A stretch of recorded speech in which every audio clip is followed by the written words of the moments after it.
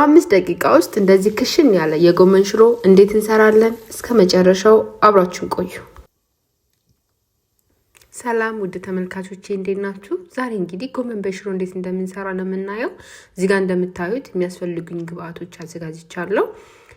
ሽንኩርት አለኝ፣ ቲማቲምም ልክ እንደዛው አዘጋጅቻለሁ። ጎመንም የተከተፈ ጎመን አለኝ። የተከተፈ ቃሪያ አለኝ። እዚህ ጋር የተጠቀምኩትኝ የሚጥሚጣ ቃሪያ ነው። እናንተ ማንኛውንም ቃሪያ መጠቀም ትችላላችሁ። የሚጥሚጣ ቃሪያ በጣም ስለምወድ ነው። እዚህ ጋር ደግሞ ዝንጅብልና ነጭ ሽንኩርት የተፈጨ አዘጋጅቻለሁ። እንዲሁም ዘይት አለኝ፣ ጨው አለኝ። የሚያስፈልጉን ነገሮች እንደዚህ ካዘጋጀን የስራችንን ቀላል ያደርግልናል ማለት ነው።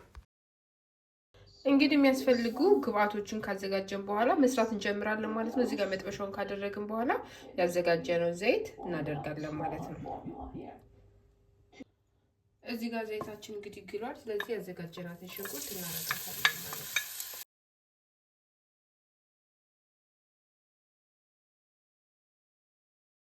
ሽንኩርታችን ያደረግነው ዘይታችን ጋል ካለ በኋላ ስለሆነ ሽንኩርታችን ቶሎ እንዲበስል ያግዘናል ማለት ነው። አንድ ሾርባ ማንኪያ በርበሬ ያደረኩኝ።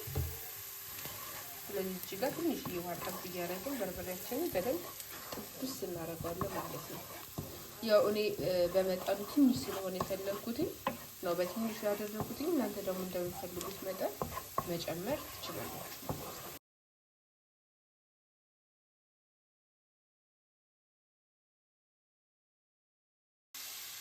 በርበሬና ሽንኩርታችን ዘይት በደንብ ከጠበስን በኋላ ያዘጋጀነው ቲማቲም እናደርጋለን።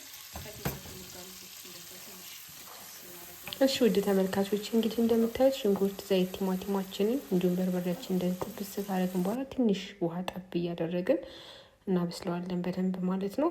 ከዛ እሱ እየበሰለ እያለ ደግሞ ያዘጋጀነውን ሽንኩርትና ዝንጅብል 1 የሻይ ማንኪያ እናደርጋለን። ከዛ በኋላ ጎመናችንን የተዘጋጀ ጎመናችንን እናደርጋለን። እሱንም ልክ እንደዛው በደንብ ጥብስ እናደርጋለን ብስል እስከሚል ድረስ ከጠበስነው በኋላ እዚህ ጋር ሞቅ ያለ ውሃ አዘጋጅተን እንከልሳለን ማለት ነው።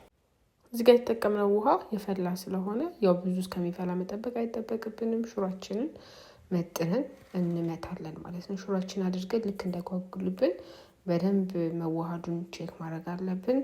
በደንብ እስከሚዋሃድ ድረስ ካማሰልነው በኋላ ትንሽ እዚህ ጋር የተወሰነ ሽሮን ጥብስ ማድረግ ውሃ ሳናረግ ማለት ነው። ከዛ በኋላ የምንፈልገውን ያህል ውሃ አድርገን እንዲተከተክ ወይም ደግሞ እንዲበስል ክድና አድርገን ጊዜ እንሰጠዋለን ማለት ነው። እንግዲህ ውድ ተመልካቾቼ እንደምታዩት ሽሮአችን እየደረሰ ነው። ቪዲዮውንም በጣም እንዳይረዝም የተወሰነ እያሳጠርኩኝ ነው።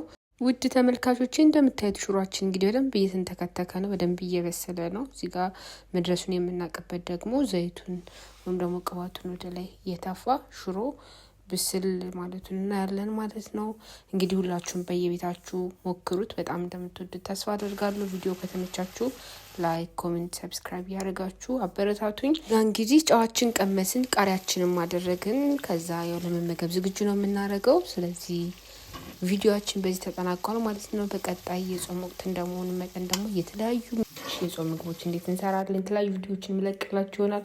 በሌላ ቪዲዮ እስከምንገናኝ ሰላም ቆዩልኝ።